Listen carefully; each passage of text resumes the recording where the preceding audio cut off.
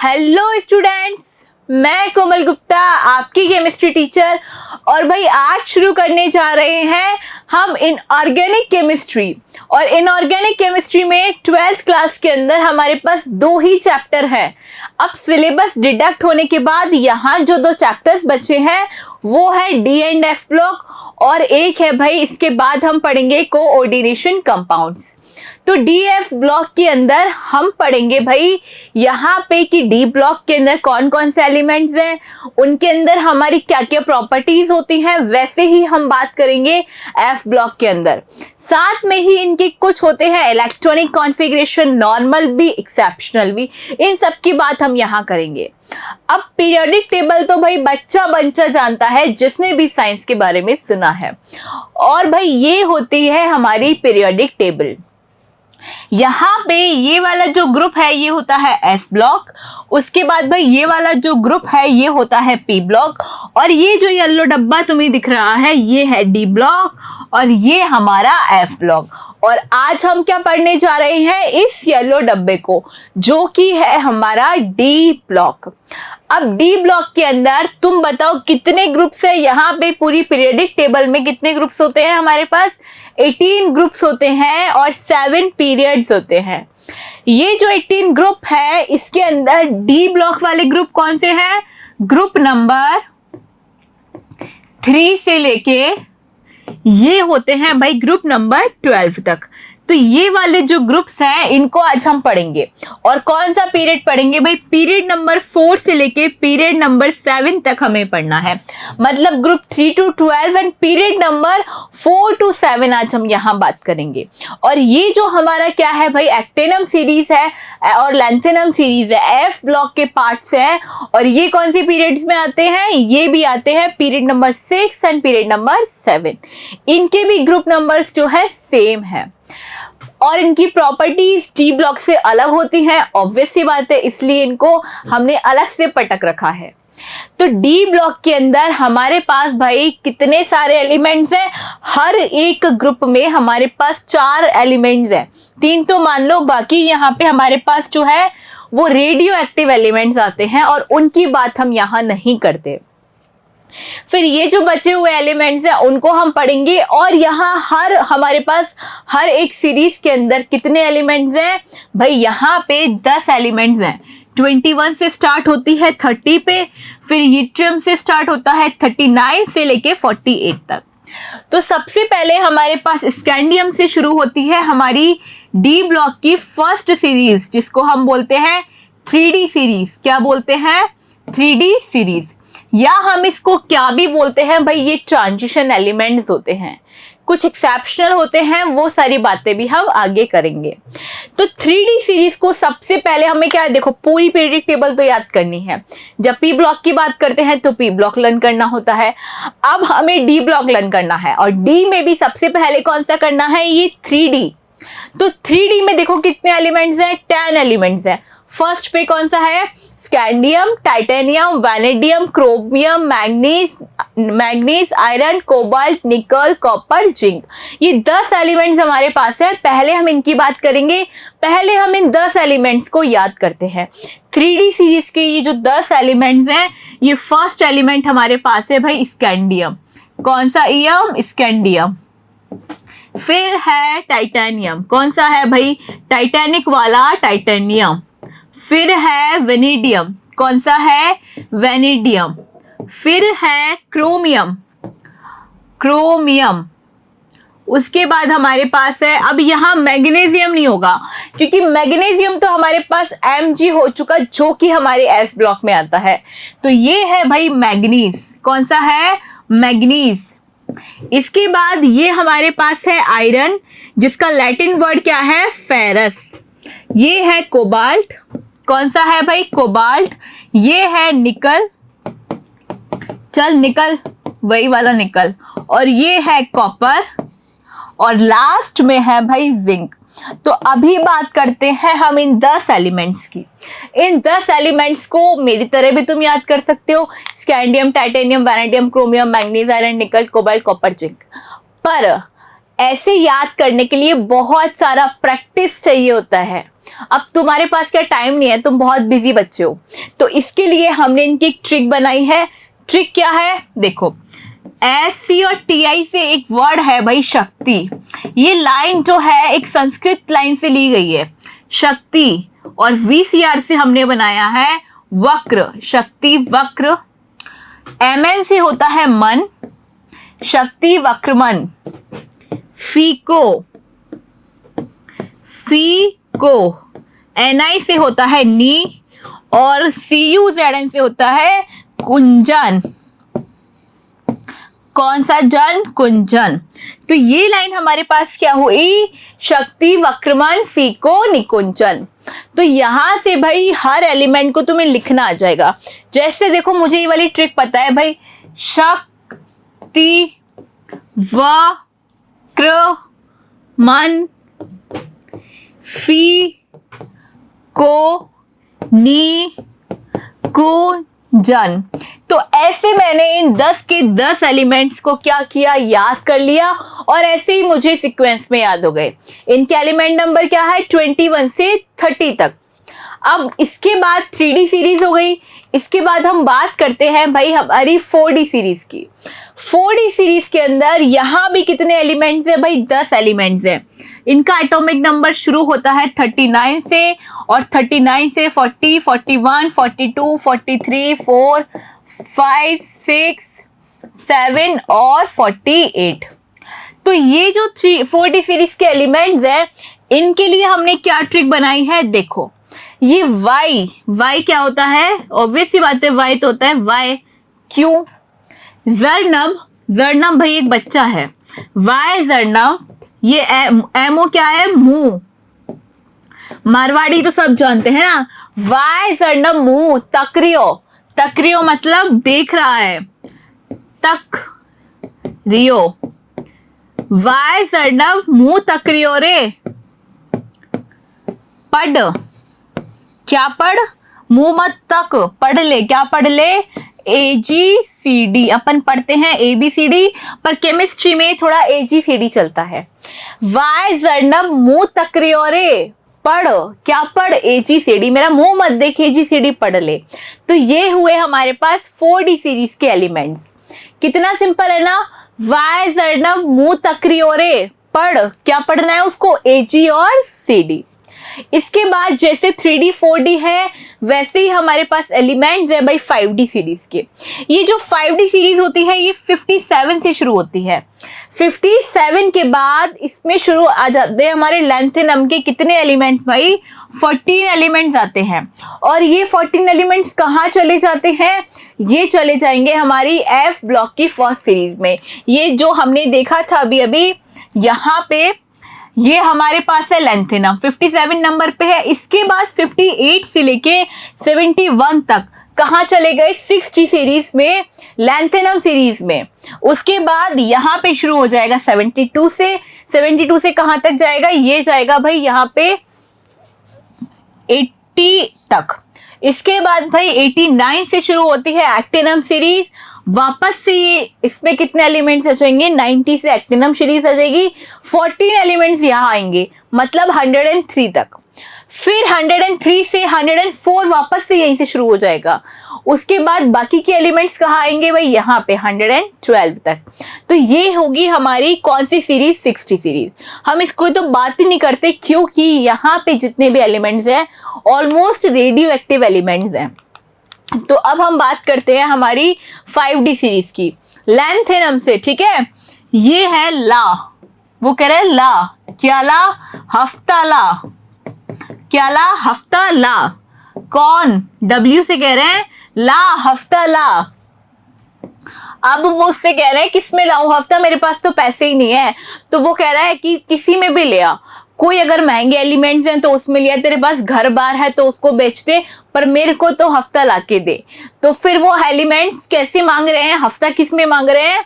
वो मांग रहे हैं भाई तुम्हारे पास जितने भी महंगे ऑर्नामेंट्स हैं वो सारे ले आओ। ला हफ्ता W रे। अब किस पे लाएगा? ओस्मियम जो है बहुत महंगा एलिमेंट्स है, इरिडियम भी, प्लैटिनम तो सब जानते हैं, AuB और ये Hg। इन सब में क्या लिया, हफ्ता ला के उसको दे दे। तो ऐसे हमने पढ़ा 3D 4D and 5D series. ये बहुत बेसिक बात है और हमने एलिमेंट्स का स्टडी करना है अब आगे। हर एक एलिमेंट की प्रॉपर्टी, इलेक्ट्रॉनिक कॉन्फ़िगरेशन की हम बात करते हैं। ये हमने क्या किया, इनके तीनों की पीरियोडिक टेबल जो है डी ब्लॉक के अंदर, हमने पीरियोडिक टेबल के अंदर डी ब्लॉक देखा और डी ब्लॉक में हमने 3D series, 4D series and 5D series की बात कर ली। अब हम बात करते हैं भाई इनके किसकी, भाई इलेक्ट्रॉनिक कॉन्फ़िगरेशन की। तो भाई इनका जो इलेक्ट्रॉनिक कॉन्फ़िगरेशन होता है, सबसे पहले हम बात करते हैं हमारी 3D सीरीज की, 4D 5D एंड 6D। अब भाई 3D सीरीज कहाँ से शुरू होती है, स्कैंडियम से। कहाँ पे खत्म होती है, जिंक पे। 4D सीरीज कहाँ से शुरू होती है, यट्रियम से। कहाँ पे खत्म होती है, कैडमियम से। 5D कहाँ से शुरू होती है, लैंथेनम पे। कहाँ पे खत्म होती है, मरकरी पे। तो अब बात करते हैं हम इनके इलेक्ट्रॉनिक कॉन्फ़िगरेशन की। देखो 3D आते ही एलिमेंट्स जो हैं उनके इलेक्ट्रॉन्स कहाँ जाना शुरू करते हैं। फर्स्ट जो हमारे पास एलिमेंट है स्कैंडियम, स्कैंडियम ही फर्स्ट एलिमेंट है जिसके इलेक्ट्रॉन शुरू हो जाते हैं अपने यहाँ पे जाना। मतलब स्कैंडियम के अंदर भाई फर्स्ट टाइम एलिमेंट गया था डी ब्लॉक के अंदर। तो 3D1 किसका है भाई, स्कैंडियम का। और लास्ट किस में जाएगा, जिंक में, 3D10। फिर जाता है यट्रियम में 5s2 4D1। फिर जाता है कैडमियम में, उसके बाद भाई लैंथेनम, और ऐसे मतलब ये सीरीज चलती रहती है। अब तुम एक बात देखो, ये जो हमारे पास कौन सा है, ग्रुप नंबर 3 है, और ये कौन सा है भाई, ग्रुप नंबर 12 है। तो ग्रुप नंबर 3 के लास्ट जो इलेक्ट्रॉन्स है वो किस में जा रहे हैं, वो जा रहे हैं 3D1 4D1 5D1 and 6D1। मतलब डी के अंदर ओनली सबके पास क्या है, ND1 इलेक्ट्रॉन्स हैं। कितने इलेक्ट्रॉन्स हैं, ND1। यहाँ पे कितने हैं देखो, 10 10 10 और 10, मतलब ND10। इसका मतलब यहाँ पे हमारे पास ऐसे जो है इलेक्ट्रॉन्स की फिलिंग हो रही है। और साथ में इनके पास क्या है, जैसे यहाँ पे 60 है तो यहाँ 7 है, 3 है तो 4, 4 है तो 5। मतलब यहाँ भाई NS पे कितने इलेक्ट्रॉन्स हैं, 2 हैं। और जो हमारा क्या है 6 के पास क्या है, और वापस देखो यहाँ N में कितने इलेक्ट्रॉन है हमारे पास, 2। और यहाँ N-1 में कितने हैं, N-1 में 1 से लेके 10 तक इलेक्ट्रॉन्स वेरी करेंगे। जैसे N-1 में N-1D में इलेक्ट्रॉन 1 से 10 तक वेरी करते हैं, वैसे ही यहाँ पे S के अंदर 1 और 2 में इलेक्ट्रॉन वेरी करते हैं। अब 1 में तो तुम्हें दिखाई नहीं दे रहा ना कहीं भी, लेकिन एक्सेप्शंस आर ऑलवेज देयर। जब तुम बात केमिस्ट्री की करोगे तो एक्सेप्शंस आर ऑलवेज देयर। तो भाई हमारे पास, जैसे मैं तुम्हें स्कैंडियम टाइटेनियम मतलब 3D सीरीज के अंदर 2 एक्सेप्शनल एग्जाम्पल हमारे पास है, हम उनकी बात करते हैं। जैसे तुम देखो भाई क्रोमियम, मैग्नीज, फिर उसके बाद आ जाएगा कॉपर और जिंक। हम इन चारों एलिमेंट्स के इलेक्ट्रॉनिक कॉन्फ़िगरेशन की बात करते हैं। अब देखो इसका इलेक्ट्रॉनिक नंबर कितना है, 25 24, ये है 29 और ये है 30। तो भाई जो 25 है, पहले इसका इलेक्ट्रॉनिक कॉन्फ़िगरेशन देखते हैं। देखो कैसे बढ़ते हैं, 3D N-1D है ना, और यहाँ पे क्या आएगा NS में कितने इलेक्ट्रॉन आएंगे, मतलब 4s में कितने इलेक्ट्रॉन आएंगे बताओ। यहाँ पे ऐसे करना है तुम्हें, जो आगे वाले इलेक्ट्रॉन्स हैं वो S पे आएंगे, जो पीछे वाले इलेक्ट्रॉन्स हैं वो D पे आएंगे। मतलब 3D 5 4s2, क्या 25 इलेक्ट्रॉन हो गए, क्योंकि आर्गन में 18, उसके बाद 18 19 20 और हो गए 5 25। अब नेक्स्ट हम करते हैं भाई कॉपर और जिंक के बारे में बात। तो जिंक का क्या होता है, 3D10 एंड 4s2। तो ये हुआ भाई जिंक का इलेक्ट्रॉनिक कॉन्फ़िगरेशन। अब मैंने क्रोमियम और कॉपर छोड़ दिए हैं, इनका इलेक्ट्रॉनिक कॉन्फ़िगरेशन क्या होगा इस हिसाब से, तो 3D4 एंड 4s2। यहाँ पे क्या होगा, 3D9 एंड 4s2। पर यहाँ क्या होता है भाई, यहाँ पे एक्सेप्शनल केस है। एक्सेप्शनल केस क्या है, क्योंकि इनमें क्या है 4 इलेक्ट्रॉन है, यहाँ पे 9 इलेक्ट्रॉन है, और हमारे डी के पास कितने ऑर्बिटल्स होते हैं भाई 5। हर एक में कितने इलेक्ट्रॉन आ गए, 1 2 3 4। अब यहाँ कितने आ गए भाई, 9 आ गए। अब ये बात हमने पहले पढ़ी थी कि यहाँ पे क्या होता है भाई, अगर हमारी शेल कैसी है, हाफ फिल्ड है या फुल फिल्ड है, तो वो बहुत बहुत ज्यादा स्टेबल होती है। तो तुम बताओ, अगर S2 वाला अपना एक इलेक्ट्रॉन यहाँ पे भेज देगा तो क्या ये हाफ फिल्ड हो जाएगी? बिल्कुल। अगर S अपना एक इलेक्ट्रॉन यहाँ भेजे तो ये तो हो गया 3d5 एंड 4s1, मतलब एक्सेप्शनल एग्जाम्पल है। यहाँ पे क्या हो गया, ये इसने भी अपना एक इलेक्ट्रॉन यहाँ दे दिया तो ये कंप्लीटली फिल्ड हो गया। ये क्या हुआ भाई, 3d10 एंड 4s1। तो ऐसे यहाँ पे S के भी जो इलेक्ट्रॉन्स हैं 1 और 2 वेरी करते हैं, और D के कहां से कहां तक करते हैं, 1 से लेके 10 तक। तो इनका जनरल इलेक्ट्रॉनिक कॉन्फ़िगरेशन क्या होता है भाई, इनका जनरल इलेक्ट्रॉनिक कॉन्फ़िगरेशन होता है NS2 N-1 D1 to 10, ये 1 और 2। तो ये बात हुई हमारे किसकी, डी ब्लॉक के जनरल इलेक्ट्रॉनिक कॉन्फ़िगरेशन की। ऐसे ही हम पूरे सारे पीरियड्स की बात करेंगे, 4D में भी, 5D में भी और 6D में भी। अब इनमें कुछ स्पेशल क्वालिटीज होती है, हमारी डी ब्लॉक है तो डी ब्लॉक में भाई बहुत बहुत सारी चीजें जो है होती हैं, क्योंकि क्या है, इनके पास डी ग्रुप आ जाता है, डी ब्लॉक आ जाता है। वैसे ही क्या होता है, इनके पास एक्साइटमेंट के लिए ऑप्शन मिल जाते हैं, वैकेंट डी ऑर्बिटल मिल जाता है, जिसकी वजह से इनमें बहुत सारी प्रॉपर्टीज जनरेट होनी शुरू हो जाती हैं। जैसे तुम देखो, तुम्हारा है ग्रुप नंबर कौन सा है भाई, ये हुआ 12, ये 11 और ये 10। तो ग्रुप 10, 11 और 12 इनके अंदर क्या होता है, यहाँ पे ग्रुप नंबर 10 के निकल, प्लैटिनम और प्लेटिनम। देखो, हम ऑर्गेनिक केमिस्ट्री पढ़ के आए हैं, ऑर्गेनिक केमिस्ट्री में हमने क्या पढ़ा था, इनको हमने देखा भाई, जब भी हम निकल, पैलेडियम, प्लैटिनम को क्या करते हैं, यूज करते हैं, वैसे ही ये क्या करते हैं, हाइड्रोजनेशन कर देते हैं। याद है, कार्बोक्सिलिक एसिड्स के साथ किया था, एल्कोहल्स के साथ किया था। तो ये कहाँ काम आए, हमारे हाइड्रोजनेशन के अंदर। जैसे एक रिएक्शन तुम्हें याद दिलाऊं, हमने पढ़ी थी रोजनमुंड रिएक्शन। रोजनमुंड में हमने यूज किया था प्लेटिनम के साथ BaSO4। तो जो पैलेडियम है, इसने क्या काम किया था, हाइड्रोजनेशन का। तो ये बात करते हैं, ये तीनों ही एलिमेंट्स किसका काम करते हैं, हाइड्रोजनेशन का। इसलिए हम इनको क्या बोलते हैं, used for hydrogenation as catalyst. फिर हमारे पास है ग्रुप नंबर 11। ग्रुप नंबर 11 में ये जो 3 एलिमेंट्स हैं, कॉपर, Ag सिल्वर और Au गोल्ड, ये तीनों एलिमेंट्स पहली बात तो बहुत बढ़िया काम आते हैं, बहुत ज्यादा काम आते हैं, और दूसरा हम इनको बोलते हैं coinage metals. Coinage metals क्यों बोलते हैं, क्योंकि पुराने जमाने में सबसे पहले तो किसके कॉइन्स चलते थे, गोल्ड के, फिर सिल्वर के, फिर कॉपर के चलते थे, और अब तो फर्जी चलते हैं। मतलब तुम मानो कॉइन चलता ही नहीं है, ठीक है। तो कॉइन एज मेटल जब थी हमारे पास तो गोल्ड के ही कॉइन चलते थे, फिर सिल्वर के, और फिर अब कॉपर के।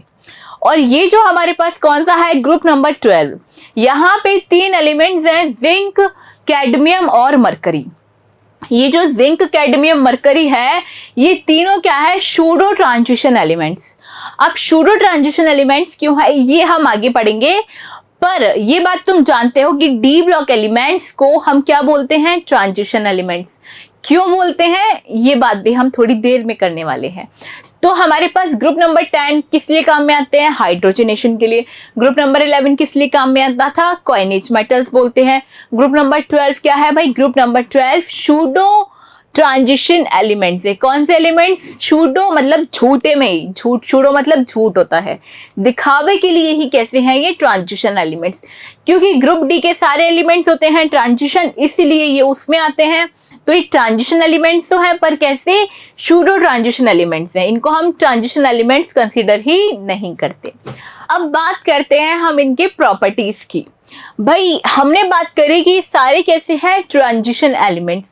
अब इतनी देर से सुन रहे हैं ट्रांजिशन एलिमेंट्स ये होते क्या हैं भाई, जो भी हमारे पास एलिमेंट्स हैं अभी डी ब्लॉक के, उनके पास कैसी प्रॉपर्टी है, इलेक्ट्रॉन्स में वेरी कर रहे हैं 1 to 10, मतलब इलेक्ट्रॉन ट्रांजिट करने की बहुत बढ़िया प्रॉपर्टी जो है डी ब्लॉक एलिमेंट्स के पास होती है। पर हमारे 3 एलिमेंट्स जो कि ग्रुप नंबर 12 है, जिंक, कैडमियम और मरकरी, इन तीनों का इलेक्ट्रॉनिक कॉन्फ़िगरेशन अभी हमने देखा 3d10, 4d10 एंड 5d10 होता है। इसका मतलब इन तीनों एलिमेंट्स के पास कौन सी प्रॉपर्टी नहीं है, इलेक्ट्रॉन ट्रांजिशन करने की ही नहीं है। या हम ये भी बोल सकते हैं due to the empty d orbital हम इन्हें क्या बोलते हैं, ट्रांजिशन एलिमेंट्स। पर क्योंकि इन तीनों के पास क्या है, एम्प्टी ऑर्बिटल है ही नहीं, इसलिए क्या हुए ये नॉन ट्रांजिशन एलिमेंट या सूडो ट्रांजिशन एलिमेंट्स। अब हमने बोला all are coloured, d block के जितने भी एलिमेंट्स होते हैं मैक्सिमम कलर्ड होते हैं except zinc, cadmium and mercury. Colour जो दिखाने की प्रॉपर्टी होती है वो भी तभी होगी जब इलेक्ट्रॉन्स में स्प्लिट करने की, इलेक्ट्रॉन को ट्रांजिशन करने की उनके पास क्या हो, स्पेस हो, प्रॉपर्टी हो। लेकिन यहाँ पे भाई इन तीनों के पास तो क्या है, कंप्लीटली फिल्ड डी ऑर्बिटल है और ये स्टेबल भी बहुत है। इसकी वजह से ये ऐसी कोई प्रॉपर्टी दिखाना पसंद ही नहीं करते, ये अपने आप को जैसे हैं वैसे बहुत स्टेबल है, तो ये कोई भी यहाँ पे एक्टिविटीज नहीं करते, इसलिए ये तीनों क्या रह गए, कलर्ड लेस। अब अगली बात हम करते हैं यहाँ पे इनके एटॉमिक रेडियस की। तो एटॉमिक रेडियस की बात तो कुछ ऐसी है कि देखो जैसे हम एस ब्लॉक में जाते हैं, एस ब्लॉक हमने सबने पढ़ा है, जैसे ही हम कहाँ से भाई लेफ्ट से राइट जाते हैं तब क्या होता है, जैसे ही मान लो मेरे पास है लिथियम, लिथियम से छोड़ो बोरोन से बात करती हूँ, और कहाँ तक, मेरे जीरो ग्रुप तक। तो जैसे हम यहाँ से लेफ्ट टू राइट जाते हैं तब क्या होता है, इनका साइज जो है डिक्रीज होना शुरू हो जाता है। साइज डिक्रीज क्यों होता है, क्योंकि यहाँ पे भाई इफेक्टिव न्यूक्लियर चार्ज बहुत बढ़ता है, मतलब न्यूक्लियस से ट्रैक्शन बहुत ज्यादा बढ़ जाती है, इसकी वजह से इनकी साइज छोटी होनी शुरू हो जाती है। देखो यहाँ पे हमारे पास शेल तो एक ही होती है जिसमें बोरोन के इलेक्ट्रॉन है, कितने हुए भाई 5 इलेक्ट्रॉन, और यहाँ पे आ जाता है हमारे पास फ्लोरीन का, नियॉन ले लो, चलो फ्लोरीन ले लेते हैं, फ्लोरीन में आ जाते हैं 9 इलेक्ट्रॉन। तो ये जो 9 इलेक्ट्रॉन हैं इनके पास तो कितने सारे नेगेटिव चार्ज हैं और इस पॉजिटिव चार्ज से बढ़िया सारा अट्रैक्शन रखता है न्यूक्लियस, इनको एकदम कैप्चर कर लेता है, तो इसका साइज बहुत छोटा हो जाता है। किसकी कंपैरिजन में, बोरोन की कंपैरिजन में। तो यहाँ पे भी क्या होना चाहिए था, बात तो यही है कि यहाँ पे भी कुछ ऐसा होना चाहिए था जैसे scandium, titanium, vanadium, chromium, manganese, iron, cobalt, निकल, कॉपर एंड जिंक। तो यहाँ भी क्या होना चाहिए था, जैसे जैसे हम लेफ्ट से राइट जाते हैं तो इनका साइज इधर से स्कैंडियम से जिंक की ओर जाने पे साइज डिक्रीज होना चाहिए था, पर ये डी ब्लॉक है, यहाँ चीजें बहुत अलग है। तो यहाँ होता क्या है भाई, यहाँ पे मैग्नीज तक तो क्या होता है, इनके अंदर दो चीजें आती हैं, दो फैक्टर्स जो है यहाँ पे काम करते हैं। कौन कौन से दो फैक्टर, एक होता है स्क्रीनिंग इफेक्ट ऑफ और एक होता है इफेक्टिव न्यूक्लियर चार्ज। देखो स्क्रीनिंग इफेक्ट की वजह से तो साइज बढ़ता है और इफेक्टिव न्यूक्लियर चार्ज मतलब हमारा न्यूक्लियस से कितना चार्ज हमारे इलेक्ट्रॉन पे लग रहा है उसकी वजह से साइज छोटा होता है। तो जैसे जैसे हम यहाँ से किधर जाते हैं, वही लेफ्ट की तरफ जाते हैं, वैसे वैसे क्या हुआ, नॉर्मल होता है, मतलब होना जो चाहिए था कि यहाँ पे न्यूक्लियस से चार्ज क्या होता है, न्यूक्लियस का चार्ज बढ़ता है और साइज कम होता है, बिल्कुल यही काम होता है। हम इधर जाएंगे तो इफेक्टिव न्यूक्लियर चार्ज जो है बढ़ता है और इनका स्क्रीनिंग इफेक्ट कम होता है। तो इधर तो साइज डिक्रीज हो गया, मतलब स्कैंडियम, फिर टाइटेनियम, वैनेडियम, क्रोमियम, मैग्नीज, ये इनका साइज ऑर्डर होता है। फिर आयरन, कोबाल्ट, निकल, इन तीनों की ऑलमोस्ट प्रॉपर्टीज क्या है, बहुत सेम होती है। यहाँ पे आके स्क्रीनिंग इफेक्ट और इफेक्टिव न्यूक्लियर चार्ज दोनों ही क्या हो जाते हैं, सेम हो जाते हैं। और हमारा जो कॉपर और जिंक है, अब जैसे हम लेफ्ट टू राइट जाते हैं, साइज तो किसका बड़ा होना चाहिए था, कॉपर का, और जिंक का छोटा होना चाहिए था। होता क्या है, कॉपर का साइज बड़ा होता है। क्यों होता है, क्योंकि यहाँ पे भाई स्क्रीनिंग इफेक्ट ज्यादा काम करता है, किससे, इफेक्टिव न्यूक्लियर चार्ज से। तो इसकी वजह से इसका जो साइज है वो वेरी करता है। तो बात समझ में आई कैसे हमारे डी ब्लॉक के एलिमेंट्स के साइज कैसे कैसे वेरी करते हैं। यहाँ से यहाँ तक इफेक्टिव न्यूक्लियर चार्ज काम करता है, फिर आयरन, कोबाल्ट, निकल का ऑलमोस्ट सेम रहता है, कॉपर और जिंक में स्क्रीनिंग इफेक्ट डोमिनेट करता है, इसलिए कॉपर का साइज बड़ा और जिंक का साइज बड़ा और कॉपर का साइज क्या होता है, छोटा होता है। आगे बात समझ में। अब अगली बात हम यहाँ पे करते हैं इन एलिमेंट्स की। ये मेरे पास क्या है भाई, डी ब्लॉक के स्टार्टिंग एलिमेंट्स हैं 3D 4D 5D 6D, और ये मेरे पास एंडिंग एलिमेंट्स है। अब मैं आपको ये वापस क्यों बता रही हूँ, क्योंकि अभी हमें क्या करना है, अब हम इन सब की प्रॉपर्टीज की बात करते हैं। ऐसे हम इन सब की प्रॉपर्टीज की यहाँ बात करने वाले हैं। तो यहाँ देखो, जैसे मैंने तुम्हें बताया अभी अभी, इसके अंदर हमने क्या देखा कि यहाँ से अप टू डाउन हम जाएंगे, क्या होना चाहिए, नॉर्मली में क्या होना चाहिए, आप जब एस ब्लॉक में अप टू डाउन आते हो शेल इंक्रीज होती है। शेल इंक्रीज होने से हर बार क्या होना चाहिए भाई, हर बार एक बार शेल बढ़ रही है, ये 3D, फिर ये 4D, ये 5D, ये 6D, हर बार शेल बढ़ रही है, मतलब हर बार इनका साइज क्या है, बड़ा होता जा रहा है, तो साइज बढ़ना चाहिए। पर यहाँ पे क्या होता है भाई, ये जो हमारे 3D एलिमेंट्स होते हैं, इनका ओनली इनका साइज क्या रहता है, सबसे छोटा। फिर डी ब्लॉक मतलब 4D और 5D, इनका साइज तो अप्रोक्सीमेटली सेम हो जाता है। क्यों हो जाता है, यहां पे इन एलिमेंट्स के पास हो जाता है कॉन्ट्रैक्शन। कौन सा कॉन्ट्रैक्शन भाई, लैंथेनाइड कॉन्ट्रैक्शन। इस लैंथेनाइड कॉन्ट्रैक्शन की वजह से जो 14 एलिमेंट्स बीच में आ गए हैं, उनकी वजह से इन दोनों ग्रुप्स के जो साइज हैं, दोनों पीरियड्स के साइज अप्रोक्सीमेटली सेम होते हैं। सबसे छोटा 3D का होना चाहिए, सबसे छोटा 3D का है, लेकिन भाई जैसे जैसे क्या होते हैं हमारे पीरियड्स में, हम नीचे आते हैं ग्रुप्स में, वैसे वैसे साइज इंक्रीज होना चाहिए, लेकिन यहाँ पे सेम रहता है, अप्रोक्सीमेटली सेम। अब ये हुई हमारी किसकी बात, 3D सीरीज, 4D 5D इनके साइज की, और हमने पीरियड्स ग्रुप में भी देख ली और पीरियड्स में भी देख ली। तो हमने एटॉमिक रेडियस की सारी बातें कर ली है। अब नेक्स्ट हम बात करते हैं इनकी डेंसिटी की। देखो डेंसिटी की बात तो ऐसी है कि density of transition elements is higher than s block elements. Obvious सी बात है, एस ब्लॉक एलिमेंट पहले आता है और फिर डी ब्लॉक, और हमारी जो पीरियडिक टेबल है वो किस पे है, एटॉमिक मास और एटॉमिक नंबर के ऊपर ये बनाई हुई है। तो ये जो पहले आएंगे इनकी डेंसिटी कम होगी, क्योंकि इनका मास भी कम होगा। Density of 3D series increases from group 3 to 11, बिल्कुल ग्रुप 3 से लेके ग्रुप 11 तक, नॉट ग्रुप 12, ग्रुप 11 तक क्या होती है, बढ़ती है, मास भी बढ़ता है, इसलिए इनकी डेंसिटी भी बढ़ती है। क्योंकि डेंसिटी का रिलेशन क्या होता है, मास अपॉन वॉल्यूम, मतलब मास की डायरेक्टली प्रोपोर्शनल ये होती है। किसको छोड़ के, ग्रुप नंबर 12 को। क्यों छोड़ के, क्योंकि भाई इनका साइज जो है बढ़ता है, इनका साइज यहाँ पे बढ़ता है, इसीलिए क्या हो जाता है, इनकी डेंसिटी कम हो जाती है। डेंसिटी के बारे में बस इतनी ही बात हमारी एनसीईआरटी में मेंशन है। अब बात करते हैं हम इन मेटल्स की और प्रॉपर्टीज की। भाई जिंक और कैडमियम हमारे डी ब्लॉक के लास्ट एलिमेंट्स हैं, बहुत सारे एक्सेप्शंस ये तीनों एलिमेंट्स सिखाते हैं। जिंक और कैडमियम ये दोनों कैसे होते हैं भाई, सॉफ्ट मेटल, और हमारा मरकरी कैसा होता है, एक्सेप्शनल। एक्सेप्शनल है, लिक्विड होता है, एक्सेप्शनल, याद रख लो, मरकरी लिक्विड फॉर्म में होता है।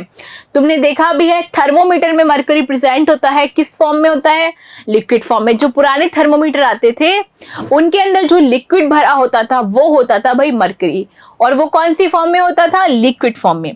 Down the group density increases as the size increases, जैसे जैसे हम डाउन टू ग्रुप जाते हैं क्या होती है, इनकी डेंसिटी भाई कम होती जाती है, क्योंकि यहाँ पे साइज वाला फैक्टर जो है बढ़ जाता है, इसलिए डेंसिटी कम होती है, साइज बढ़ती जाती है। और ओस्मियम और इंडियम ये दोनों डी ब्लॉक के एलिमेंट्स हैं, higher density in the whole periodic table. पूरी पीरियोडिक टेबल में सबसे हाईएस्ट डेंसिटी किसकी है, ओस्मियम की और इंडियम की। क्या ये बात याद रहेगी, ओस्मियम और इंडियम की पूरी पीरियोडिक टेबल में सबसे ज्यादा डेंसिटी होती है। अब अगली बात हम यहाँ पे करते हैं इनके कैरेक्टर्स की। देखो डी ब्लॉक एलिमेंट्स की सबसे बढ़िया बात है कि ये कॉम्प्लेक्स फॉर्म करेंगे, और एक कॉम्प्लेक्स हम पढ़ेंगे कोऑर्डिनेशन कंपाउंड्स के अंदर, सारे कॉम्प्लेक्स की बात हम यहाँ करेंगे, और तुम देखोगे वहां सिर्फ डी ब्लॉक एलिमेंट्स के साथ ही हम कॉम्प्लेक्स बनाएंगे। They have high melting point and high boiling point. क्यों होते हैं इनके मेल्टिंग और बॉइलिंग पॉइंट हाई, क्योंकि इनके पास कैसी प्रॉपर्टी होती है, इनके पास ट्रांजिशन एलिमेंट्स की, बॉन्डिंग की, इन सब की प्रॉपर्टीज होती है। इसकी वजह से क्या है, ये कॉम्प्लेक्स भी फॉर्म करते हैं और नंबर ऑफ बॉन्ड्स भी ज्यादा बनाते हैं। अब तुम क्रोमियम को ले लो, क्रोमियम में कितने अनपेयर्ड इलेक्ट्रॉन होते हैं? 6। तो 6 अनपेयर्ड इलेक्ट्रॉन मतलब 6 अलग अलग एटम से जुड़ेगा, तो कितना बड़ा साइज हो जाएगा। इसकी वजह से इनके जो मेल्टिंग और बॉइलिंग पॉइंट हैं दोनों ही बड़े हुए होते हैं। अगली बात करते हैं, in most of the cations of the transition metals they are unpaired electron. जितने भी डी ब्लॉक के मोस्टली क्या तो मैक्सिमम में देखोगे अनपेयर्ड, जो भी ट्रांजिशन एलिमेंट्स की क्या है केटायंस है, उनमें अनपेयर्ड इलेक्ट्रॉन्स तो जरूर से ही मिलेंगे। क्योंकि क्या होगा, एस ब्लॉक का एक इलेक्ट्रॉन जाएगा, तो एस में तुम्हारे पास जनरली 2 होते हैं, वहां से एक जाएगा, तो हमेशा तुम्हें अनपेयर्ड इलेक्ट्रॉन तो मिलेगा ही मिलेगा। They show high density, malleability, ductility, possess metallic luster, good conductor of heat and electricity, except zinc, cadmium and mercury। भाई ये तीनों एक्सेप्शन क्यों है, पहले इसकी बात कर लेते हैं। क्योंकि यहाँ पे भाई हीट के लिए, लस्टर के लिए, इन सब के लिए क्या होना चाहिए, अनपेयर्ड इलेक्ट्रॉन, जिसकी वजह से ही तो क्या होगा, ट्रांजिशन होगा और अपनी प्रॉपर्टीज दिखाएंगे। अब ये डी ब्लॉक एलिमेंट्स, तो इनको छोड़ के जितने भी डी ब्लॉक है सबको क्या बोलते हैं, ट्रांजिशन एलिमेंट्स। इसका मतलब इनके पास इलेक्ट्रॉन ट्रांजिशन की प्रॉपर्टी तो होती ही है, तो इनके पास फिर ये वाली कैरेक्टरिस्टिक तो बहुत अच्छे होंगे, अच्छी इलेक्ट्रिसिटी प्रोवाइड करेंगे, और क्या करेंगे, लस्ट्रस होंगे, डक्टाइल होंगे, मैलेबल होंगे। जैसे तुमने देखा गोल्ड हमारा कितना डक्टाइल होता है, कहाँ आता है, डी ब्लॉक में। सिल्वर कहाँ आता है, डी ब्लॉक में। प्लैटिनम कहाँ आता है, डी ब्लॉक में। तो ये सब की वजह से ये सारे एलिमेंट्स में इतने सारे कैरेक्टर्स मिलते हैं। और कैरेक्टर्स देखो इनके, they form organometallic compound. Organometallic compound ये भी हम पढ़ेंगे कोऑर्डिनेशन में, और हम ऑर्गेनिक केमिस्ट्री में भी कैडमियम के साथ तुमने बनाया था एक कंपाउंड, याद हो तो तुम्हें। अगला यहाँ पे है, they have a strong metallic bond. इनका मेटेलिक बॉन्ड कैसा होता है भाई, बहुत स्ट्रॉन्ग, क्योंकि इनके पास क्या है, अच्छे इलेक्ट्रॉन्स, अच्छे अनपेयर्ड इलेक्ट्रॉन्स रखने की टेंडेंसी होती है। दे पसेस कैटालाइटिक प्रॉपर्टीज, और कैटालाइटिक प्रॉपर्टीज भी होती है। अभी अभी हमने देखा निकल, पैलेडियम, प्लैटिनम, इन सब के पास कैसी प्रॉपर्टी है, एज अ कैटलिस्ट यूज होने की प्रॉपर्टीज होती है। अब यहाँ पे बात करते हैं भाई इनकी फिजिकल प्रॉपर्टीज के बारे में। मैलिएबिलिटी होती है, थिन शीट्स में कन्वर्ट हो जाता है। देखो बहुत बड़ी एग्जांपल दूं, ये है गोल्ड। अब गोल्ड का तुम कितना भी बढ़िया डिजाइन बना सकते हो, कॉपर क्यों नहीं पहनते, गोल्ड क्यों पहनते हैं, क्योंकि भाई इसके पास प्रॉपर्टी है मैलिएबिलिटी की, लस्टर की, चमकने की। इसकी वजह से यहाँ पे क्या है, ये कितनी भी थिन शीट में गोल्ड का एकदम तुम कितना भी पतला जो है तार बना सकते हो। क्या तुम आयरन का बना सकते हो, नहीं, टूट जाएगा। वैसे ही जैसे गोल्ड के पास प्रॉपर्टी होती है, वैसे ही सिल्वर की होती है। गोल्ड फॉइल आता है, देखा गोल्ड फॉइल, कोई कोई मिठाइयाँ होती हैं जिनके ऊपर गोल्ड की परत चढ़ी होती है। अगर गोल्ड की नहीं देखी होगी तो काजू कतली तो सबने खाई होगी। तो काजू कतली के ऊपर जो सिल्वर फॉइल होती है वो सिल्वर मेटल होता है। तो सिल्वर मेटल का देखो कितना पतला शीट बन गया, और इतना पतला शीट है कि उसको हम क्या कर सकते हैं, खा भी सकते हैं आराम से। नेक्स्ट प्रॉपर्टी है यहाँ पे डक्टाइलिटी की। डक्टाइलिटी क्या होता है, यहाँ पे भाई हम उसको कितने फाइन वायर्स में कन्वर्ट कर सकते हैं। Gold have high property of malleability and ductility. जब गोल्ड के पास बहुत बढ़िया प्रॉपर्टी है डक्टिलिटी की, तो हम कॉपर क्यों यूज करते हैं, क्योंकि भाई कॉपर सस्ता आता है। गोल्ड की तार लगाओगे तो कल से इलेक्ट्रिसिटी के साथ साथ तार की भी चोरी होना शुरू हो जाएगी। पता चला रात को हमारी क्या हुई, इलेक्ट्रिसिटी फिटिंग हुई और सुबह सारे तार गायब। इसीलिए कॉपर के क्या है, वायर्स यूज किए जाते हैं। अगली चीज है डक्टाइलिटी के बाद सोनोरस। सोनोरस मतलब साउंड की। अब तुमने मंदिर में देखा होगा भाई घंटियां लगी हुई होती हैं। अब ये घंटी इस मेटल की क्यों होती है, पत्थर की क्यों नहीं लगा देते, पत्थर की लगा दो, बजा के देखो आवाज आएगी क्या, नहीं आएगी ना। तो जिसके पास प्रॉपर्टी होगी उसमें ही तो होगी। सोनोरस प्रॉपर्टी होती है इनके पास अच्छी साउंड की। जो हमारे हेडफोन्स आते हैं उनमें भी क्या होते हैं, हमारे डी ब्लॉक के एलिमेंट्स ही होते हैं। जिंक की बनी हुई होती है, हमने इलेक्ट्रोकेमिस्ट्री में पढ़ा। हमारी रोड्स किसकी होती हैं, सेल किसकी होती हैं, बैटरीज किसकी होती हैं, भाई जिंक की होती हैं। अब नेक्स्ट प्रॉपर्टी है इनके लस्ट्रस की। लस्ट्रस मतलब शाइनिंग, मतलब चमकना। और ये तुम्हें क्या दिख रहा है? डायमंड। भाई डायमंड के पास कौन सी प्रॉपर्टी होती है? लस्टर की। तो जैसे लस्टर मतलब चमकता है, गोल्ड चमकता है, सिल्वर चमकता है, प्लेटिनम चमकता है, तो ये सारी प्रॉपर्टीज किसकी वजह से आती हैं? उनके अनपेयर्ड इलेक्ट्रॉन की वजह से। अगर इलेक्ट्रॉन अनपेयर्ड नहीं होगा तो भाई ये शाइन कैसे करेगा, ये अपनी प्रॉपर्टीज कैसे दिखाएगा? इसीलिए तो जिंक, कैडमियम और मरकरी तीनों क्या है, ऐसी कोई भी फिजिकल प्रॉपर्टी में पार्टिसिपेट नहीं करते। अब बात करते हैं हम कॉपर के साथ इनके सॉल्ट फॉर्मेशन की रिएक्शंस का। तो देखो धीरे धीरे एक स्टेप करके हम कॉपर की सारी रिएक्शंस यहाँ देखने वाले हैं। कॉपर में सबसे पहले हमने कॉपर को क्या कर दिया भाई? ऑक्साइड कर दिया, ऑक्सीजन से रिएक्शन करवा दिया। कॉपर ऑक्साइड तो सब जानते हैं, लोहे पे जंग लगती है, तो बिल्कुल लोहे पे जंग लगती है, कैसे कलर का हो जाता है? ब्लैक कलर का। फिर कॉपर ऑक्साइड के पास क्या होता है? अगर हम वाटर के साथ रिएक्शन करवाते हैं तो कॉपर डाइहाइड्रोक्साइड यहाँ पे बनता है। कॉपर का जो कलर होता है वो ब्लू कलर होता है। जनरली कॉपर सोल्यूशन होता है ब्लू कलर का, तो यहां से कौन सा कलर मिलता है? Blue colour. फिर कॉपर हाइड्रोक्साइड की रिएक्शन हमने करवा दी, उसमें पास करवा दी कार्बन डाइऑक्साइड गैस। जब आप यहाँ कार्बन डाइऑक्साइड गैस पास करवा दोगे, क्या बनेगा भाई? Copper carbonate. ये कैसे कलर का है? ग्रीन कलर का। अब इस कॉपर कार्बोनेट में तुमने क्या करवा दिया? H2CO3 का रिएक्शन करवा दी। अब H2CO3 को जब पास करवाओगे तब जो कंपाउंड बनेगा भाई, ये ही याद रखना है, मेलाइट ग्रीन। इसका कलर कौन सा होता है? मेलाइट ग्रीन। अब मेलाइट ग्रीन होता है, ये होता है बेसिक कॉपर कार्बोनेट। क्या बोलते हैं? Basic copper carbonate. इसका कलर पूछा जाता है एग्जाम में, और अब तो ऑब्जेक्टिव पेपर भी है, तो ऐसे क्वेश्चंस आने की प्रोबेबिलिटी बहुत बहुत बढ़ चुकी है। कौन सा कलर होता है इसका? मेलाइट ग्रीन। देखो अजीब सा नाम है पर थोड़ा देख लेना। अब इसको मुझे अच्छे से प्रोनाउंसिएशन नहीं आता होगा, एच साउंड होता है यहाँ पे या साइलेंट होता है, तो ये है मेलाइट ग्रीन कलर। अब अगली प्रॉपर्टी हम यहाँ से देखते हैं जिंक मेटल के साथ। भाई जिंक मेटल के साथ सबसे पहले ऑक्सीडेशन करवाया, तो सबसे पहले ऑक्सीडेशन करवाते हैं जिंक के साथ, तो यहाँ बनता है ZnO, जिंक ऑक्साइड। इसका कलर कैसा होता है? White colour. फिर ये जो रिएक्शन है भाई, ये आपस में क्या होती है? हल्का सा हीट करने पे ये येलो कलर में, कभी व्हाइट में चेंज होती रहती है, रिवर्सिबल रिएक्शन होती है। फिर जिंक ऑक्साइड में जब तुमने क्या किया? वाटर पास करवाया, तो जिंक हाइड्रोक्साइड बनेगा। ये जो जिंक डाइहाइड्रोक्साइड है, ये क्या है? जिलेटिनियस होता है। जिलेटिन होता है ना, जैसे ड्राई व्हाइट, मतलब तुमने नोटबुक पे कवर चढ़ाया, जिलेटिन होता है। कैसे कलर का होता है? व्हाइट नहीं होता, ऑफ व्हाइट जैसा कलर होता है, तो उसको बोलते हैं ड्राई व्हाइट कलर। नेक्स्ट हमारे पास है जिंक हाइड्रोक्साइड की रिएक्शन हमने करवा दी CO2 के साथ।